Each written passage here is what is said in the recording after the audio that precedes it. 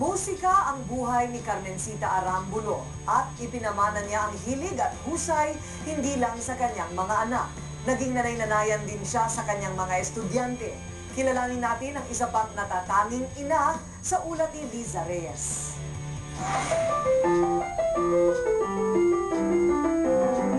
6 na taong gulang pa lang si Hansel pero mahusay ng magpiano. Idinayo na rin siya para tumugtog sa iba't ibang bansa. Ganon din ng 10 taong gulang na si Patrick. Nakakabilib ang performance level. Sumali na rin siya sa iba't ibang music competition.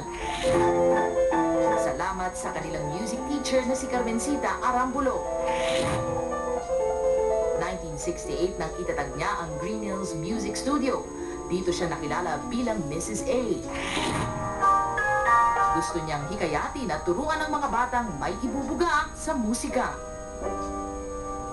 Napaka-importante ang musika sa isang bata. No?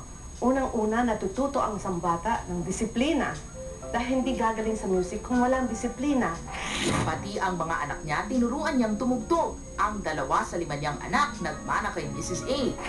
Si Ariel, mahusay sa piano at violin. Kasama siyang natuturo ni Mrs. A sa music school. Si Rica naman, magaling ng magpiano, magaling pang kumanta. Katunayan, isa na siyang recording artist ngayon.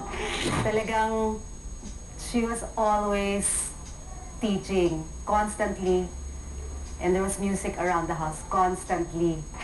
Pero para sa mga anak at estudyante ni Mrs. A, hindi lang musika ang itinuturo niya, kundi pati mahalagang aral sa buhay. Si Catherine na 7 taon naging estudyante ni Mrs. A, nagpapasalamat dahil binigyan ng direksyon ni Mrs. A ang buhay niya. I just prayed, Lord, what am I supposed to do with my life? And then that very Saturday when I had my piano lesson with her, sabi niya sa akin, Catherine, feeling ko kaya mong mag-music. Aalagaan kita. At nangako si Mrs. A na hindi siya titigil hanggat may estudyanteng mahilig sa musika. Para sa Bandila, Liza Reyes.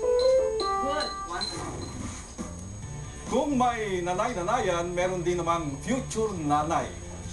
At nasama sa bilang nila ang kasama nating si Corina na pansamantalang iiwan ang